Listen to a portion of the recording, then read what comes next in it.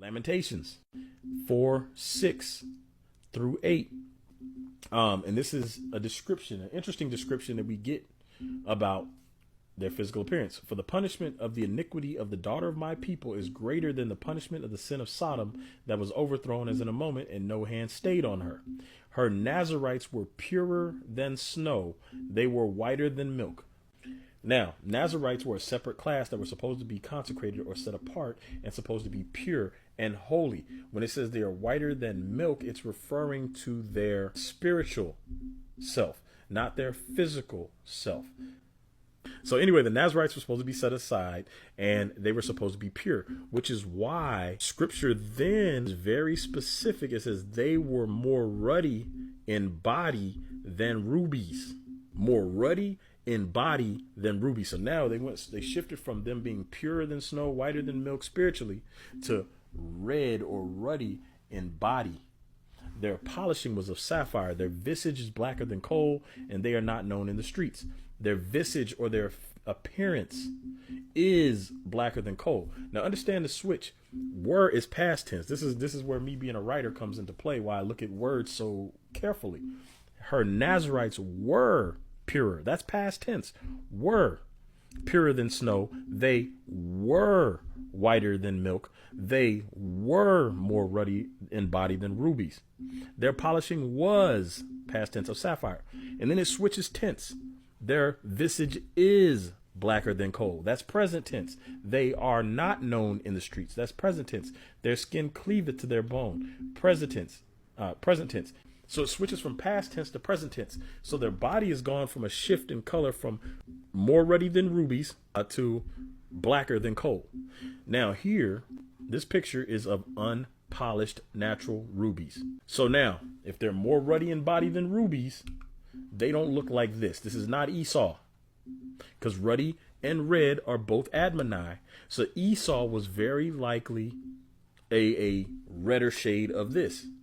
It says these people were more ruddy than rubies, or more Admoni than rubies. So we have something to compare it to. A simile, comparing it for effect. They say they were more ruddy in body, and now their visage is blacker than coal. Did they go from this to this? We know that white people sunburn when they're in the sun. We know that they don't turn black. Or does it make sense that they went from this to this? This is more likely to occur from here to here. The reason being, as we pointed out with the Song of Solomon, she said, I am black because the sun has looked down upon me. We talked about the fact that our people get darker when we're out in the sun. Europeans get redder. They get sunburned. They wouldn't go from ruddy in body like this to black as coal, visage or appearance. It's just not a logical conclusion. So, to you 100%, Esau was not born the white man. He was not born a European, period. You understand why when David is described as ruddy, people would paint him like this. I think it was the 11th century. So, again, consistency in truth. If you believe that ruddy looks like this, then you would be surprised to see King David look like this and all the people around him look like this. And these are Israelites. These are Israelites around him. They're all brown skinned people.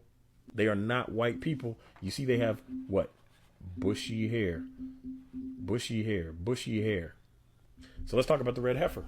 Those of you who are intelligent thinking people, regardless of religion, mostly all agree that the red heifer looks like this.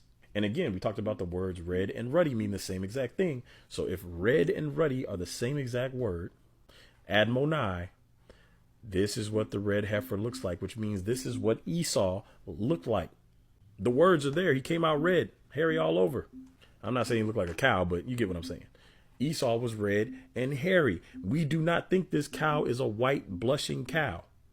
We know that they were not commanded to sacrifice a white blushing cow in science because of nature. This is an animal called the ruddy shell duck. Look at the color. This is a ruddy tree frog. Look at the color. So when people come telling you ruddy is white and Esau was born white because he was ruddy and David is white because he's ruddy and he was blushing, this is what a lot of the white supremacist doctrine teaches, that David was a white boy who was blushing. That's why he's called ruddy. And yet when we look at the actual evidence, we see brown, brown, brown, brown, brown, brown, brown.